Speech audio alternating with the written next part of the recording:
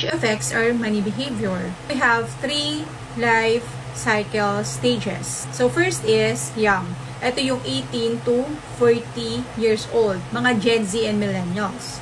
So sila yung mga getting ahead, yung gusto nila agad maging successful sa career nila, mga competitive, gusto nila ng progress more quickly compared to other people.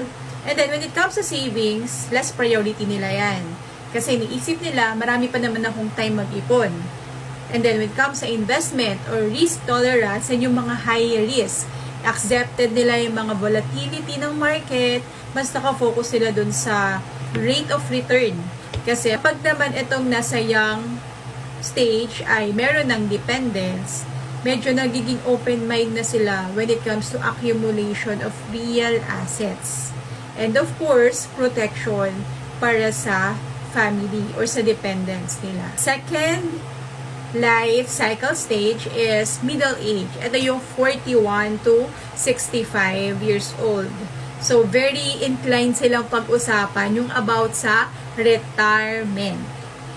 And sa stage na to, ano na sila, stable na sila sa career nila, hindi na sila pabago-bago ng isip or pabago-bago ng trabaho. First, ito yung time na graduate na rin yung mga kids, kaya yung savings nila nag-i-increase.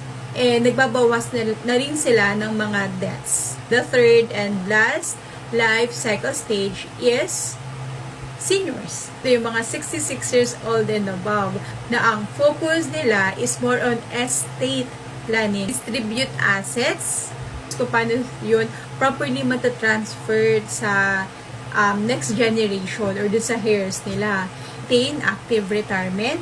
Yun, nag-decline na yung debt nila and kasama na rin nagde-decline yung cost of living.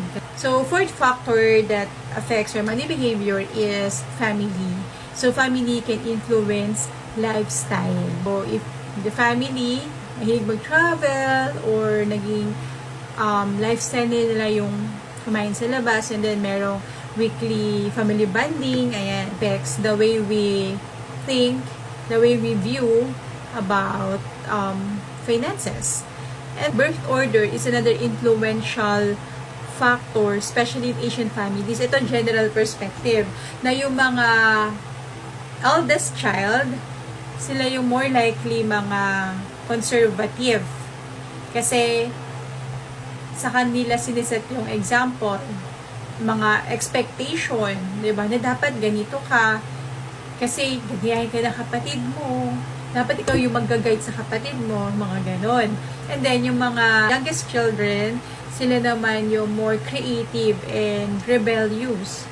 Kasi ayaw nila na maging katulad sila nung mga eldest. Kaya, the way they view money, sila yung more on magastos. That's only general perspective about birth order.